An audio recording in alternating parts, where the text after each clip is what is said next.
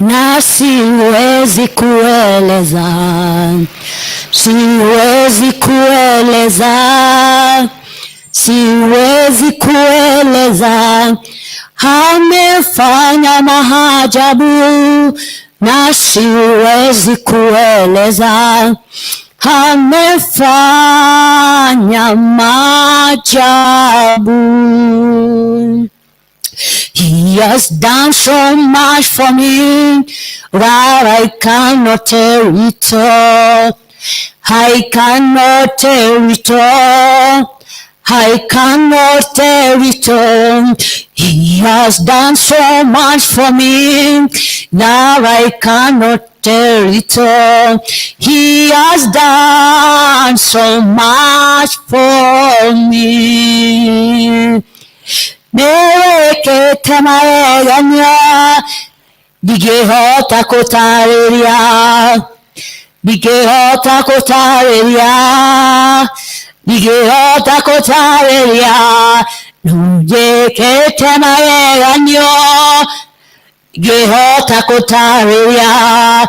Nujekete maonene, ametenda mambo makuu. Siwezi kueleza, siwezi kueleza, siwezi kueleza.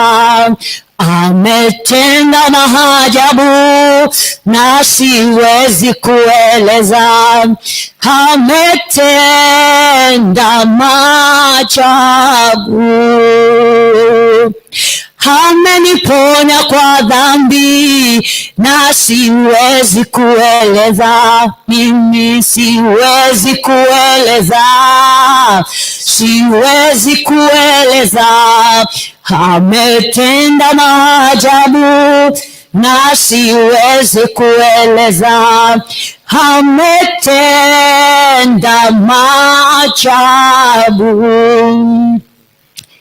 Yesu ni muweza yote, hawezi kufananishwa, hawezi kufananishwa, hawezi kufananishwa. Yesu ni muweza yote, hawezi kufananishwa, ni muweza wa yote. Tabibu kwa wagonjwa, mponya wa yote. Tabibu kwa wagonjwa, mponya wa yote. Tabibu kwa wagonjwa, mponya wa yote. Ametenda maajabu. Amenisamea dhambi, siwezi kueleza. Amenitakasa Baba, siwezi kueleza. Amenitenda mambo makuu, siwezi kueleza. Ametenda maajabu. Ameniponya na dhiki, siwezi kueleza. Mfariji mwema, siwezi kueleza. Ametenda mambo makuu, siwezi kueleza. Ametenda maajabu. Ametupa amani na upendo mwingi kwetu. Yeye ni wa rehema kwetu, tena na huruma. Ametenda mambo makuu, siwezi kueleza. Ametenda maajabu. Ametenda maajabu, siwezi kueleza. Mimi siwezi kueleza, siwezi kueleza. Ametenda maajabu na siwezi kueleza. Ametenda maajabu. amekutenda maajabu, siwezi kueleza, siwezi kueleza, siwezi kueleza. Amewatenda maajabu, siwezi kueleza. Ametenda maajabu. Father, we say thank you for you have done great, you have done marvelous, you have done wonders. Adonai, you have done excellent. Father, we worship you, we adore you. You have forgiven us our iniquities. You have mercy cleansed us with the precious blood of your Holy Son. You have sanctified us, Adonai, Jehovah God. We praise your name, we adore you, we lift your name on high. Jehovah God, you are great King Jesus. Master Jesus, you are worthy to be given all the adoration because of your great care and your love, my God. Father, we say thank you for this hour. We say thank you, Adonai, Master Jesus, for the gift of life you have given to us. We say thank you, King of Kings, for the good health that you have given to us. Adonai, we praise your name and lift your name on high. Even my God and my Father, Jehovah Lord, for our souls longing for you as the sparrow longeth for rivers of water, my God. King Jesus, that the reason, my Father, my God, we are gathered here this afternoon, Jehovah Lord, to say that you have done Christ into our lives. You have done wonders, Adonai. You have healed our diseases. You have touched us once more time, Jehovah God. You have restored us. You have revived us, Adonai. King Jesus, not because of anything good that you have done before thee, my Lord, but because of your grace, your love, and your care. Receive all the adoration, Adonai, King of Kings, Master Jesus. You alone, Jehovah God, who can do what you have done it to us, my Father, but not this man of this world, my Lord and my Father. Jehovah God, Jehovah Lord, King Jesus, your power is above all the powers, Adonai. Adonai, we celebrate your strength in our lives. We celebrate, Jehovah God, your power in our lives. We celebrate your protection, my Master and my God, in the name of Jesus Christ of Nazareth. Master Jesus, we humble before thee as we gather once more time, Jehovah Lord, this afternoon, to lift your name on high, God of gods, King of kings, to say who you are, my Father, into our lives. Adonai, as we thirst, Jehovah Lord, to hear from you, as we thirst, Adonai, to receive from you, King Jesus, be together with us. Allow your presence and your power and the leadership of the Holy Spirit to take dominion. Sanctify us, cleanse us with the precious blood of your Holy Son. Accept us as your sons and daughters, my God. Let us be, Jehovah God, doers of the word, but not hearers of the word, King Jesus. You are great and you deserve to be worshipped. And it's in Jesus' name we do pray, trust, and believe. Amen. Praise God. I take this opportunity once more time to welcome you all again in the sanctuary of the Lord. Crusaders for Christ, anta Reverend Tura Warunke, because the grace of the Lord is sufficient. We are still emphasizing on discipleship.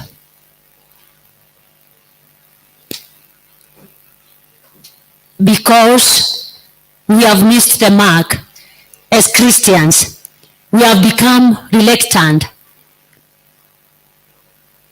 We have just sat back and relaxed, forgetting that we have a commission that our Lord Jesus Christ commissioned to us the time we confessed him as our personal Savior and our Redeemer and our Father by his grace. So my dear sister, my dear brother, from wherever you are viewing us from wherever you have been graced by God, our Lord, to hear this voice, just be a doer of the word, but not hearer of the word. Put it into practice. Take a step of action by the leadership of the Holy Spirit, and it shall be well with you in the name of Jesus. I still say that I'm a born again Christian. I'm saved. And I repeat again, I was not just saved from good things, but I was saved from evil things, of which the time we are doing discipleship, we forget that we were sinners. We were not born righteous. Some of us were murderers. Some of us were fornicators. Some of us were haters, full of malicious, envy, so many things. And by the grace of the Lord, we were saved from there. And when we are doing discipleship, when we meet such like character in one of our dear brother or sister, we change the topic. We change and forget we were there at past, and we are still on the planet Earth. We have not just landed from Jupiter planet to this planet Earth, but we were born here. We lack to understand we are from one Father. We were created with the same material.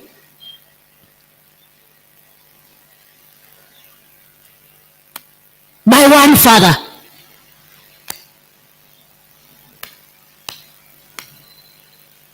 The same as the way the potter does to his articles, the time he's modeling, the time the clay is on his hands, he makes sure he make the article to the structure, to the shape that he wants it to be. But the reality of the matter is that we are from the same material. So it doesn't matter. Maybe you are tall and slim. Maybe you are tall and fat. Maybe you are short and slim. The reality of the matter is that we are from the same maker. We are from the same Father. We are from the same material. And as disciples, when we are doing discipleship to others, let us have this in mind. Let us remember this.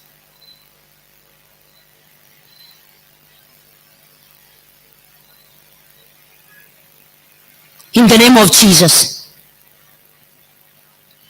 We are still in the books of Paul. This man is a soldier, is a commander.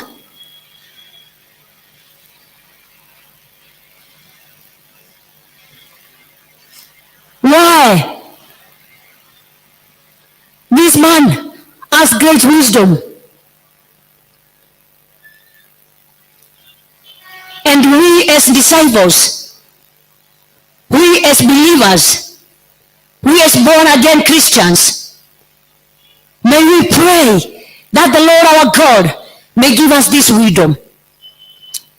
Every time he is talking, every time he's giving direction, but he is ever starting with the word, may the peace of the Lord, may the grace of the Lord, may the love of the Lord. Just try this. Just put this into practice. Make sure the time you meet with any person, just proclaim of the peace of the Lord. Just proclaim the love of the Lord, the grace of the Lord. And if that somebody was totally unhappy, you will see a change in the face.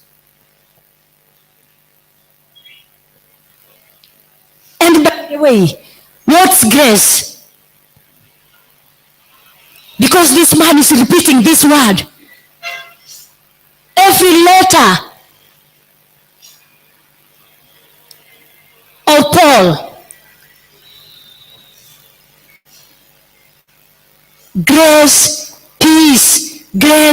peace, love. Why was he emphasizing on this? Why was he repeating all this? Why was he empowering every word he was speaking to the new converters, to the new church, to the newborn church? Why was he all the time repeating this word? Because he knew maybe you have some challenges, you have gone through some trials. Maybe you have been in a situation of hatred, isolated, rejected. And I believe this is the reason. All the time he proclaims of the grace of the Lord, the love of the Lord, the peace of the Lord which surpasses all the understanding of men.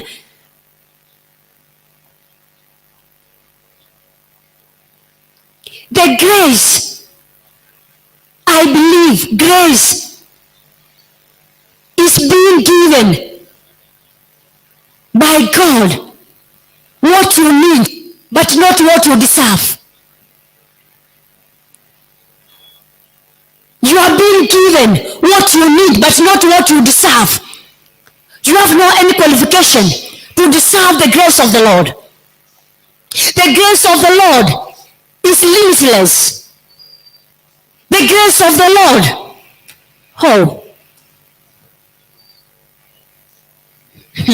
is free.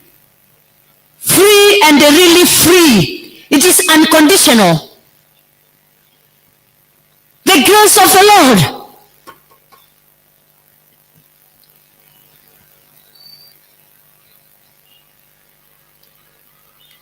On the other hand, there are some characters which makes us to resist the grace of the Lord upon us, or chase the grace of the Lord upon us by sinning or doing things which are against the word of God.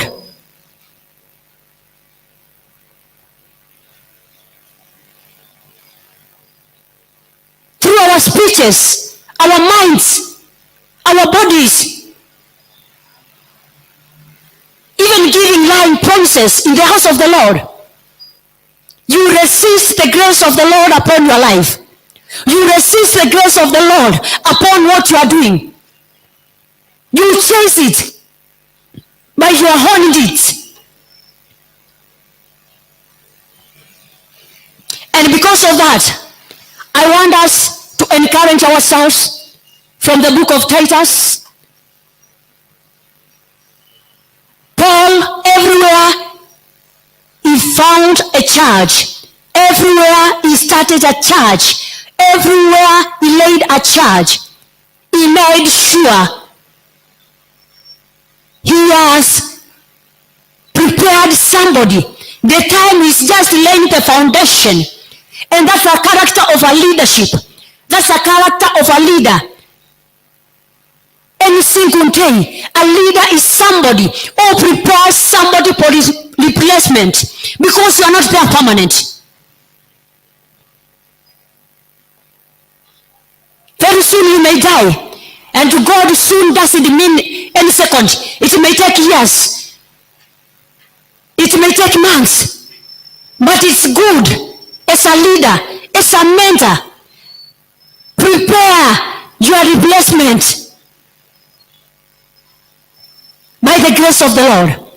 So this servant of God, everywhere he started a church, he made sure that he has prepared a replacement, because he's somebody who is on a journey. He's not permanent there. And his joy is to see people being converted into Christianity. Any second, his joy and his strength is to see people being changed from sin and to salvation. And in the book of Titus, Titus is one of his spiritual sons. that he met in Crete, and he started a church there.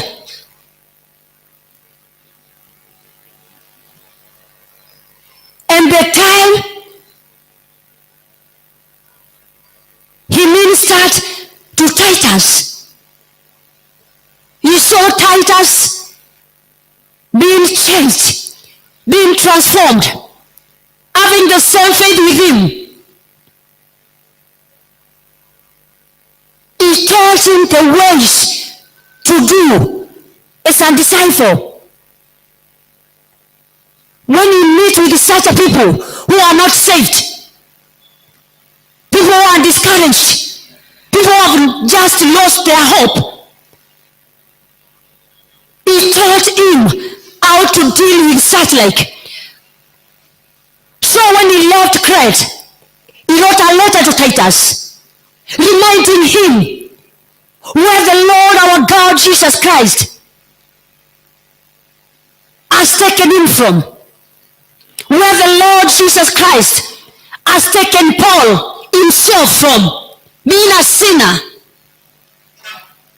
And because of this, he wrote this letter to remind Titus to remember the time he is dealing with the new converters, the time he is dealing with the people who are unbelievers, or people who are believers.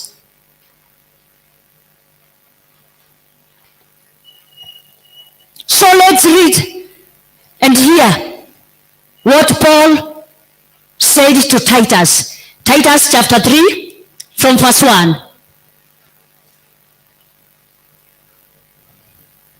Titus chapter 3 from verse 1. Put them in mind to the subject to principalities and powers, to obey magistrates, to be ready to every good work.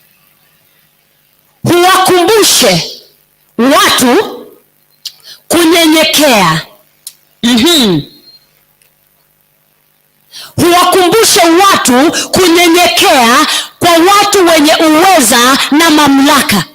Huwakumbushe watu kunyenyekea kwa watu wenye uweza na mamlaka. In which way? As disciples, wakati ambapo umetoka kwa ajili ya kufanya uinjilisti, wakati ambapo umetoka ukutane na mtu ambaye hajaelewa ya kwamba Kristo yupo, wakati ambapo ukiwa katika nyumba ya Mungu kumekuja mtu ambaye hajatambua ya kwamba kuna kitu inaitwa wokovu, na pengine yule mtu ni mkubwa katika serikali, pengine yule mtu ni mkubwa kiumri, pengine yule mtu ako na cheo fulani. Paul is reminding Titus of these things. Why? It's happening to us, the church of today, the disciples of today. The time you move out to do discipleship, if you meet people there outside, you have to recognize who are these people and where are they coming from. And what is their profession? It's not a matter of standing and start saying, you know I'm saved, you have to obey me, you have to listen to me, I don't know who you are. Titus is being reminded by Peter. Why? Titus is being reminded by Paul. Why? Because he knew he has to meet such like, he has to be with such like, he has to come across such like people who have authority, people who have power. How do you deal with them? Because you want to convert them into Christianity. You want them to be changed. You want them to be transformed. You want them to have the heart of meekness. And maybe somebody is full of themselves because of what he or she owns, because of the wealth she has, because of the family she's in. You as a Christian, you as a disciple who is out to make other disciples, it's good you put in mind this. It's good you allow the leadership of the Holy Spirit to walk together with you. It's good you allow the grace of the Lord to walk with you. Kama umewahi toka nje na kwenda kufanya kazi ya uinjilisti, it's a very challenging job. It's a very challenging situation. If you don't have the grace of the Lord with you, you will just go 1 hour or 1 second and you say, I'm not ready for it. Why? You love to meet with such like people Paul is talking about.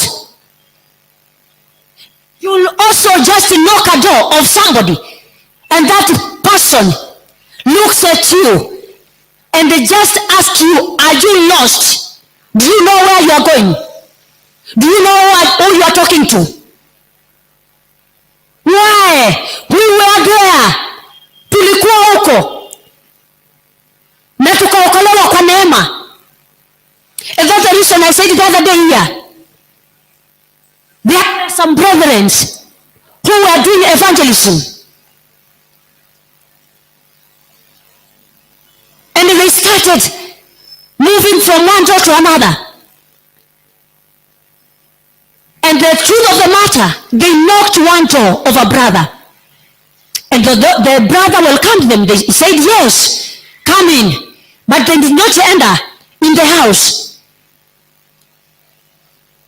Because even as a disciple, you have to have the spirit of discernment. You have to be led by the Holy Spirit. They just stood at the door. And they greeted this brother. And they asked him, yes, brother, we are happy to meet you. We are happy even for you giving us your time to talk to us. Then they asked him a single question. Do you know Jesus? And this was the answer this man brother gave to these people. He told them, I'm sorry, I'm new in this estate. I'm new in this plot. So, can you ask from the next door if he knows the house of Jesus?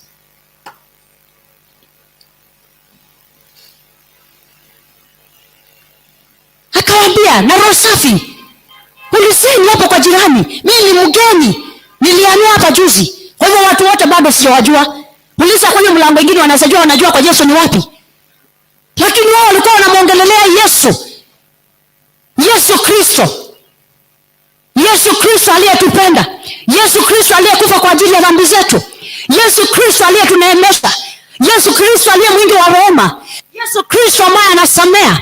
Yesu Kristo ambaye alitutoa katika dhambi.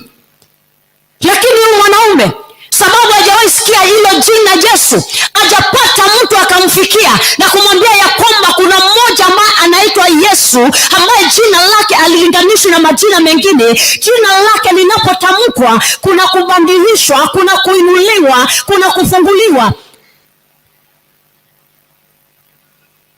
Akawaelezea na moyo safi ya kwamba yeye ajue jirani. So sometimes when you are doing discipleship, you have to meet with such like, huyu ni mzuri sababu alijibu kwa kunyenyekea. Kuna mwingine atakutana na wewe na hata akuulize, huyo Yesu unaongea kumhusu unamjua? Wewe ni nani unaongea kuhusu Yesu? Na huyu Yesu amekufanyia kitu gani ndio uniambie kuna Yesu?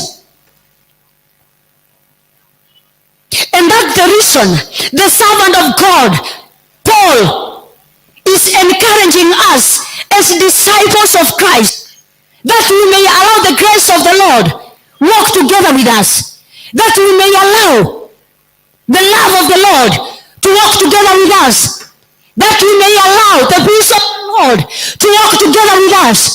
Because if you just go with your own mind, if you are just go with this lust of the flesh, my dear brother, my dear sister, you will miss the mark.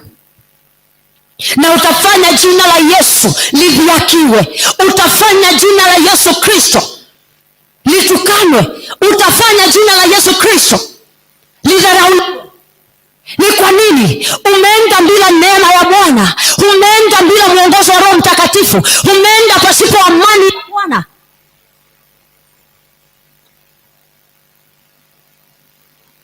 Paul wrote a letter to Titus and reminded him of the good works that he's supposed to be doing. He also reminded him to take care, to limit, to be silent, to watch. He reminded him all these things. Akamwambia kusiwe na matukano, kusiwe na mabishano, kusiwe na kuchukiana. Why? He had experienced. He was there.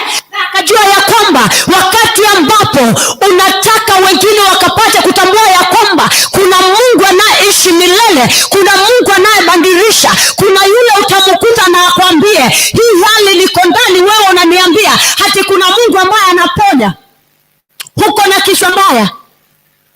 Kuna mwingine utamkuta na kumwambia ya kwamba kuna Mungu anabariki, anakuambia hii hali ya ukia ambao nimekaa kwa miaka mingi hivyo, wewe umepotoka. Wewe kama Mkristo, wewe kama mwanafunzi wa Yesu Kristo, wakati ambapo haya yanatokea, sina wakati wako wa kusimama na kuanza kusema mimi ndio natukana, unataka ujue mimi ni nani, ama wewe unaanza kujibishana.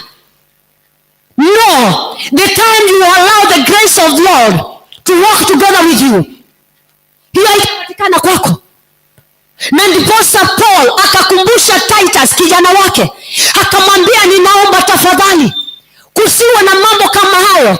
Wakati ambapo kanisa linaendelea kukua, wakati ambapo unaendelea kutangazia watu ya kwamba kuna uwezo, kuna kubadilishwa, kuna kukomaa katika Ukristo, kuna kubadilisha hali na njia kwa jina la Yesu Kristo.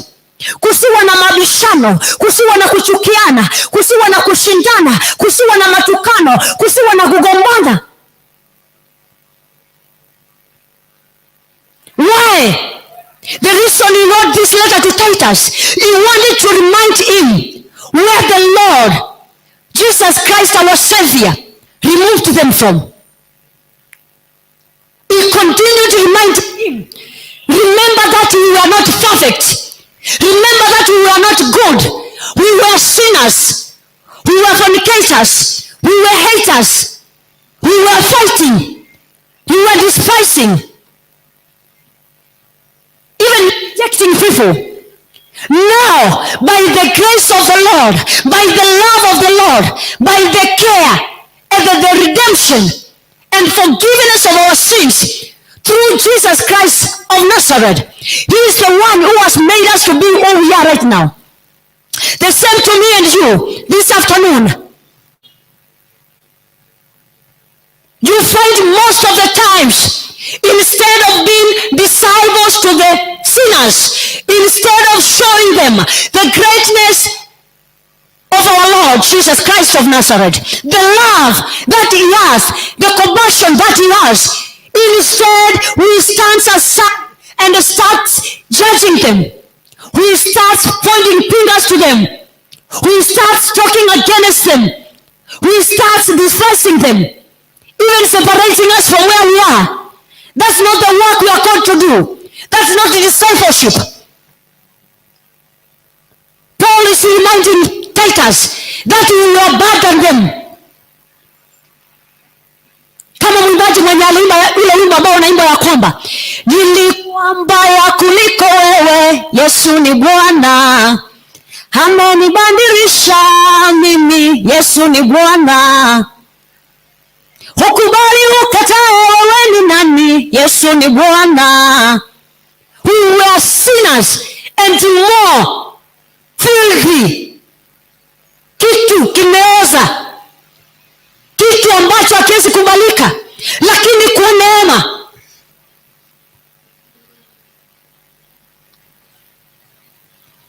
if I can recall sina vituko nimefanya ndiposa nifike hapa.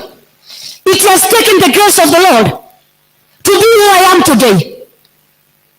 It has taken the love of the Lord to be who I am today.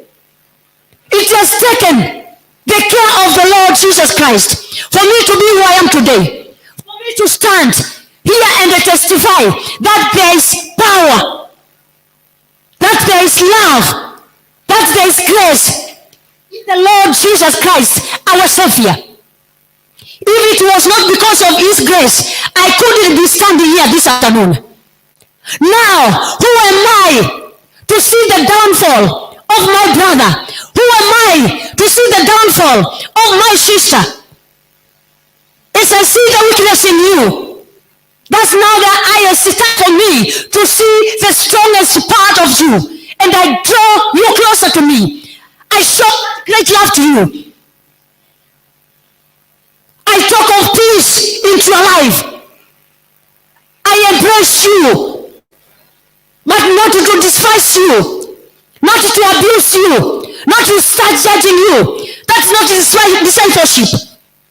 That's not building the church of Christ. The Lord our God, through His Son, we were redeemed, we were changed. We were given new names. We were given a city to gather together to praise His name. He changed us. Abuju, nimechonga. When for example, nimechonga. Smart sana. Hata tumbako. Lakini ile nifunga 10 mil. Mahali nilianguka kutoka asubuhi. Ndio mwache kucheza na Mungu. Mahali nilianguka kutoka asubuhi. Niliona Kiafrika merry-go-round. Mwili yote ikawa ni jasho tupu. Mwili yote imelowa maji. Mwisho wake nililokotwa hapo saa 12 jioni. Na tubako tulikubaliana saa 4. Lakini saa 12 ya jioni ndio nilikopa mahali nilikuwa. Why? Who am I to judge? I have to testify to you that I was that person. Nimejaribu and I've seen the consequences. But not to start condemning you, telling you are going to hell. Telling you that's the end of you. No. By love, let me explain to you the effects of what you are doing with love and humbleness. Let me explain to you the consequences of what you are doing with the grace and the peace while we are loving, while we are eating together, while we are sharing the little we have. But not when I'm just showing you my bag. When I'm just splitting, when you just pass near me. That's not doing discipleship. That's just scattering the seeds of the Lord. Titus was encouraged by Paul, was reminded by Paul. Remember all this. Remember all this we have done. Remember all this. Na kwanza sisi tulikuwa wanoma zaidi. Sisi hatukuwa na watu wa kufananishwa na wao. After all, hakuna mtu wa kulinganishwa na Paul. He was a no-nonsense man. My brother here Dennis, wana mwangalia akishusha akisema ya kwamba nitaweka mtu kofi na mchekelea. Nikicheka nafikia ni madharau. Huwa ninacheka sababu nasema if they know, unaweza funguliwa ujue mahali Mungu amenitoa.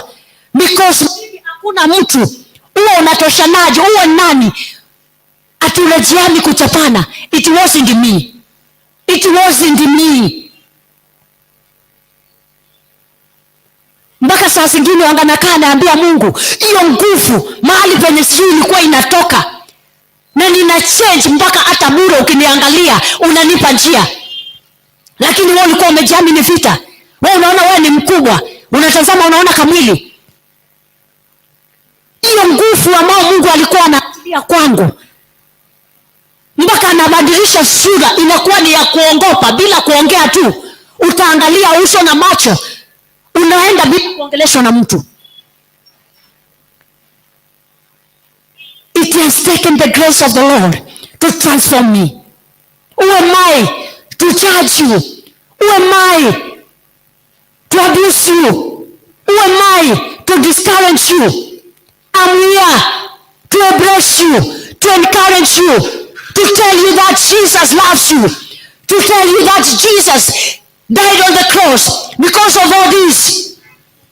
And when you are doing this, you are taking him back to the cross with love. That is discipleship. Yes. Not to close the door and tell you you are not going to enter in the church. This is the only place. The church is your heart.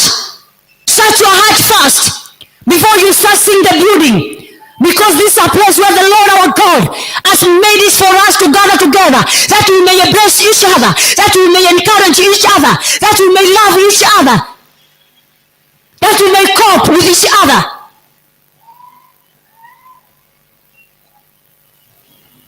Good disciples, they eat together, they walk together, they listen together.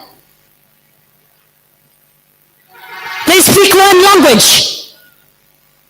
They have one mind and one spirit. Why? They are not the ones who are leading themselves, but by the grace of the Lord. The grace of the Lord which is sufficient to us. That's what is luring them. That's what is guiding them. Everything they do, every decision they make, every action they take, they surrender the grace of the Lord to be upon them. The peace of the Lord, because we cannot just agree together if we don't have the peace of the Lord in our hearts. We cannot agree together if we are not in one mind. We cannot agree together if we are not in one spirit. We cannot agree together if the grace of the Lord is not upon us. But remember, I've said, we resist the spirit or the grace of the Lord. Even by bitterness, we resist the grace of the Lord. Hasira imenitesa kwa miaka mingi.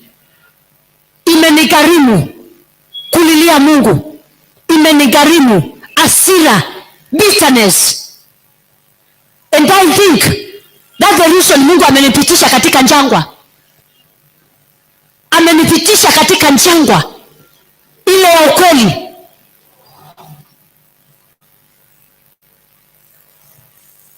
So challenging.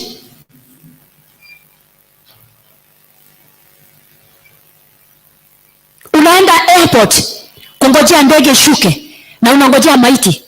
Unashukishiwa maiti ikiwa imefungwa kama mzigo. Na Mungu anakuambia, my daughter, I love you. Be good and do good.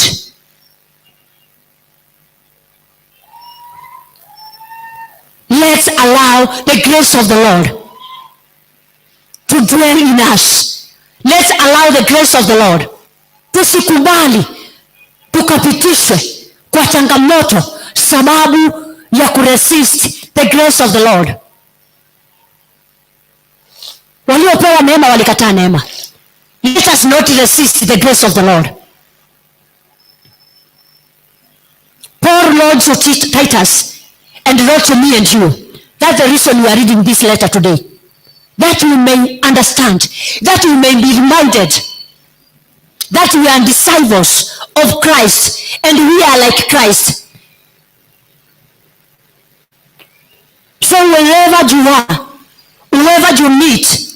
Whoever who is near you, whatever you are doing, remember it's by the grace of the Lord. Don't despise others. Don't abuse others. Don't reject others. Don't despise others. Instead, for them to have that grace from our Lord Jesus Christ, which is upon you, embrace them. Draw them near you. Allow them to lean on your shoulders. Then speak to them. Tell them about the goodness of the Lord. Tell them about the power of the Lord Jesus Christ. Tell them about the love of our Redeemer. Tell them how powerful He is, how caring He is, how He changes the unchangeable. By the grace of the Lord. My dear brother, my dear sister, I repeat again, from wherever you are, outside the country of Kenya, within the country of Kenya, in your business, in your office, in your church, in your house, maybe you are traveling, even at your own leisure, please, I urge each one of us, let us be imitators of Christ. Let us be true disciples. Let us have that heart of meekness.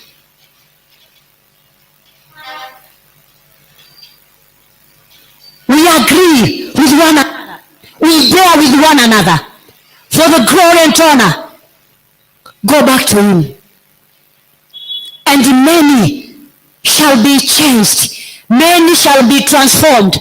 Men shall be healed. Men shall be brought back into the house of God. Men shall confess the power of the Lord. Men shall confess that Jesus Christ is their personal Savior. And the time they are saved, that the time they are going to be redeemed from any captivity, any power from the feet of the hell, by the grace of the Lord. Let us put the word of the Lord in action from wherever we are. Let us stop this spirit and mentality of being judges. Only Him alone, He has the power to judge. Let's allow Him do His work. And let's do the work of Him who has sent us. That's to talk the goodness of Him to everyone who has not realized that He is good and He does good. He does marvelous and He is great. And is a God of another chance. Very merciful, very caring, very loving. That is who He is. May the Lord our God bless us all. In the name of Jesus. May the peace of the Lord Jesus Christ and His grace and His love be upon us all. In the name of Jesus. In the name of Jesus. Father, we bless your name. Lord, we bless your name. We glorify you, King Jesus. We say you are great. Abba, Father, you are great. And holy is your name.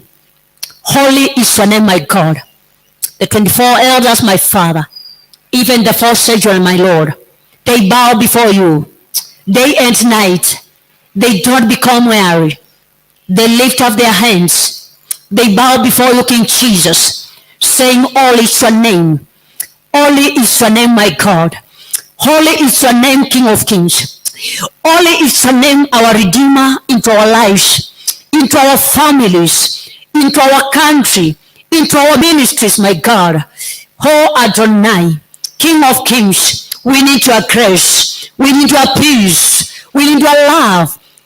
This power, King Jesus, that we may Messiah Lead others by example, that we may embrace, that we may encourage, that we may forgive, that we may, your Lord, persevere with each other, my God. Oh, Adonai, you are great. You are great, my Father. You accepted us, my God. While we were sinners, you changed us. While we were sinners, you drawed us near you, my God. While we were sinners, you forgave us, my Lord. While we were sinners, give us this grace to remember all this and have the heart of meekness, humble ourselves before thee as we meet others, your Lord, that they may testify of your goodness, that they may testify of your care, that they may testify your good works into our lives. I worship you. Thank you because of our dear sisters, our dear brothers, from wherever, my God, they are. Let this grace be their portion. In the name of Jesus, minister to each and everyone, my Lord, through the power of the Holy Spirit. And let there be a transformation in every situation, in every place, my God, in every office, in every business, my God. Adonai, to each and everyone, my Lord, they are going to meet. To each and everyone, my Lord, they are going to speak to. To each and everyone, my God, they are going to embrace and even encourage and even love, because your love covers a multitude of sins. We surrender unto thee, that you may grace us, my Lord, that you may grace us, Adonai, in the mighty name of Jesus. Meet all the desires of our hearts. Meet, over Lord, every want, every need, and bless us, my Lord, because you are capable. We rely on you, my Father. You are reliable, God. Only you alone, King of Kings. Wewe peke yako watosha. Wewe peke yako Masia watosha. You alone, my God. You alone, King of Kings. You alone, our healer. You alone, our Redeemer. We worship you and we adore you. We acknowledge your power, your mercies, which endures forever, my God, into our lives. Receive all the glory and honor. Thank you, Jehovah God. As we meet together under this grace, my Lord, let us not forsake to worship you and to praise you and to adore you, because you are great. And it's in Jesus' name we do pray, trust, and believe. Amen. Amen. Amen. Shalom, our dear sisters, our dear brothers. The love of the Lord covers a multitude of sins. While you love your brother and he is a sinner, that love will bring change into his life. Blessings of the Lord, Son, and the Holy Spirit. Amen. Amen. Our till number 51 39 5 4 3. That's our till number. If you want to share together with us your blessings in the name of Jesus Christ of Nazareth, we also have our M-Pesa number. That's 07 2 2 2 3 9 5 5 5 07 2 2 2 3 9 5 5 5. Shalom, shalom, shalom. Grace and the peace of the Lord be with you. Amen. Amen.